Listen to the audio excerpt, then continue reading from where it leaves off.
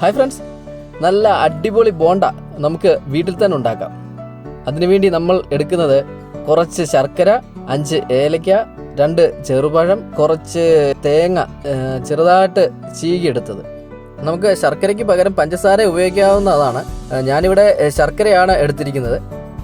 നമുക്കിനി ഈ ശർക്കര ചെറുതായിട്ട് ചീകി നമുക്ക് 4-5 ഏലക്കയും കൂടി ഇട്ടിട്ട് മിക്സിയിലിട്ട് നമുക്കൊന്ന് അടിച്ചെടുക്കാം.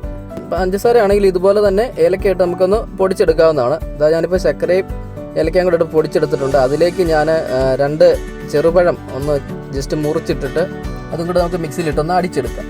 ഓക്കെ, അപ്പം ചെറുപഴം, ശർക്കര, ഏലക്കയും കൂടെ അടിച്ചെടുത്തിട്ടുണ്ട്. നമുക്കിനി ഇതൊരു ബൗളിലേക്ക് മാറ്റാം.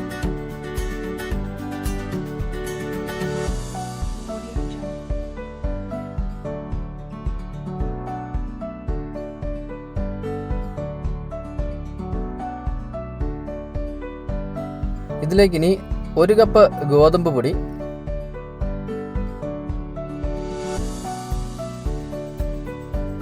1/2 കപ്പ് മൈദാപ്പൊടി,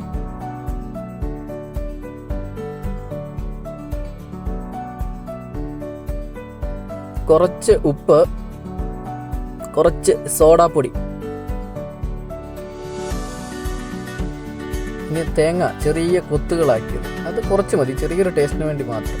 അതുകൊണ്ട് നമുക്ക് ചേർത്ത് കൊടുത്തിട്ട് ഇത് നല്ലപോലെ നമുക്കൊന്ന് ഇളക്കാം. അപ്പോൾ നമ്മൾ നല്ല രീതിയിൽ ചപ്പാത്തിക്കൊക്കെ കുഴയ്ക്കുന്ന പോലെ എല്ലാം കൂടെ മിക്സായി വരുന്ന രീതിയിൽ നല്ലപോലെ നമുക്കൊന്ന് കുഴച്ച് കൊടുക്കാം.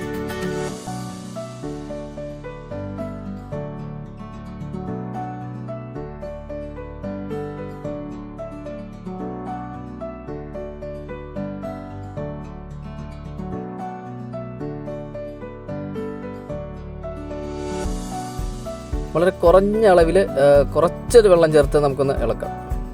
വെള്ളം വളരെ കുറച്ച് മതി, കാരണം ശർക്കരയിൽ അത് മിക്സിയിലിട്ട് അടിച്ചപ്പോൾ തന്നെ ഒരു കുറച്ച് ഇതായിട്ടാണ് വന്നിരിക്കുന്നത്. അപ്പോൾ ഈ ഒരു കട്ടി മതിയായിരിക്കും. നമുക്ക് ഈ ഒരു കട്ടിയിൽ നമുക്ക് കുഴച്ചൊരു 2 മണിക്കൂർ നമുക്കിത് വെച്ചേക്കാം. 2 മണിക്കൂറിന് ശേഷം നമുക്ക് എടുക്കാം.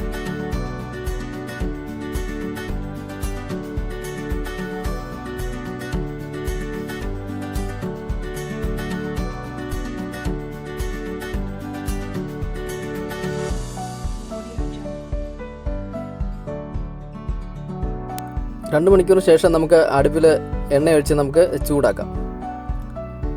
അതിനുശേഷം എണ്ണ ചൂടായി വരുന്ന സമയത്തേന് നമുക്കിത് ചെറിയ ബോളുകളായിട്ട് നമുക്ക് ഉരുട്ടിയെടുക്കാം. അപ്പോൾ നമ്മുടെ ആവശ്യത്തിനനുസരിച്ചുള്ള വലിപ്പത്തിൽ നമുക്ക് ഉരുട്ടിയെടുക്കാം. എന്തായാലും ഇത് എണ്ണയിൽ വീഴുമ്പോൾ കുറച്ച് സോഡാപ്പൊടി ചേർത്തിരിക്കുന്നുണ്ട്, കുറച്ചൊന്ന് പൊങ്ങി വരും. അപ്പോൾ നമ്മുടെ ആവശ്യമുള്ള വലിപ്പത്തിൽ നമുക്കിത് ചെറുതോ വലുതോ ആയിട്ട് നമുക്ക് ഉരുട്ടിയെടുക്കാം. ഞാനിപ്പോൾ ഒരു മീഡിയം സൈസിലുള്ള ബോളായിട്ടാണ് ഉരുട്ടുന്നത്.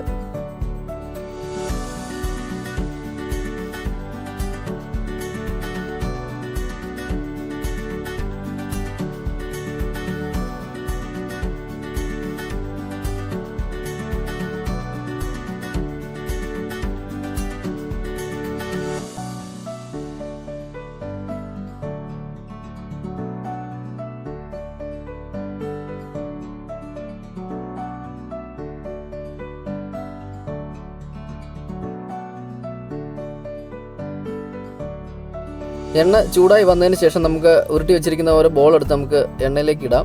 എണ്ണ നല്ല ചൂടെണ്ണയാണ്, അപ്പം സൂക്ഷിച്ചിടണം, ദേഹത്തെങ്ങും വീണ് അപകടം ഉണ്ടാവരുത്. അപ്പം ഒരു മീഡിയം ഫ്ലെയിമിൽ വെച്ചിട്ടാണ് നമ്മളിത് കുക്ക് ചെയ്തെടുക്കേണ്ടത്, കാരണം ഇതിൻ്റെ ഉള്ളിലും വേവ് ചെല്ലണം. അതുകൊണ്ട് മീഡിയം ഫ്ലെയിമിൽ വെച്ചിട്ട് കുക്ക് ചെയ്താൽ മതി.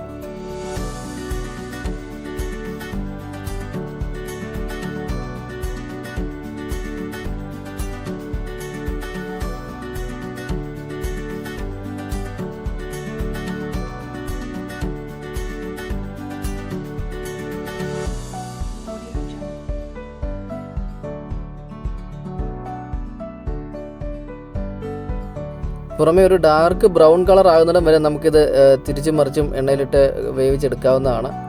ആ ഒരു ഡാർക്ക് ബ്രൗൺ ആണ് അതിൻ്റെ കറക്റ്റ് കളർ വരുന്നത്. ആ ഒരു ഡാർക്ക് ബ്രൗൺ ഒക്കെ ആയി കഴിയുമ്പോൾ നമുക്കിത് എണ്ണയിൽ നിന്ന് കോരി പാത്രത്തിലേക്ക് മാറ്റാവുന്നതാണ്.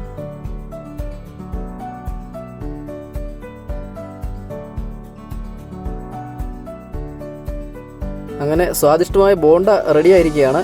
ഇത് നിങ്ങളെല്ലാവരും ഒന്ന് പരീക്ഷിച്ച് നോക്കിയിട്ട് കമൻറ്റ് ചെയ്യണേ.